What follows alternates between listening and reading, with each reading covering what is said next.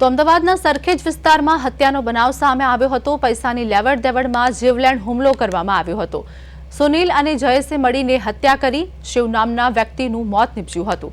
સરખેજ પોલીસે આરોપીઓને ઝડપી તપાસ પણ હાથ ધરી છે।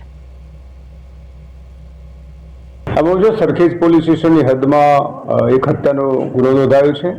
હકીકત એવી છે કે આમાં જે મરણ જનાર છે શિવ કરીને છે, ડુંગરપુરનો છે અને અહીંયા નોકરી કરે છે, નાની મોટી ઘરઘાટીનું કામ કરે છે।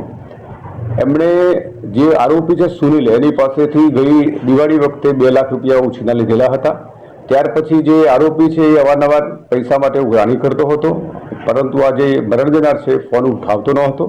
એના કારણે ગઈકાલે 10:30 વાગ્યાની આસપાસ એ લોકો બોપલ ગયેલા અને ત્યાં એમને જે મરણ જનાર છે એનો મિત્ર નારણ કરીને છે એને જઈને કીધું તારો મિત્ર ફોન ઉપાડતો નથી તો ફોન લગાવીને પૂછી જો ક્યાં છે। તો એના મિત્રએ ફોન કરીને પૂછ્યું તો એ વકીલ બ્રિજ નીચે બેસેલ હોવાનું જણાવ્યું।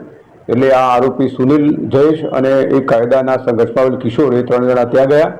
ત્યાં બસમાં બેઠેલો હતો, ગરીબ બસમાં નીચે ઉતરી અને બંને વચ્ચે બોલાચાલી થઈ, પછી મારામારી થઈ। મારામારીની અંદર જે આરોપી સુનિલ છે એને મરણ જનાર શિવને છરીના ઘા મારતા એનું સારવાર દરમિયાન મોત થયેલ છે।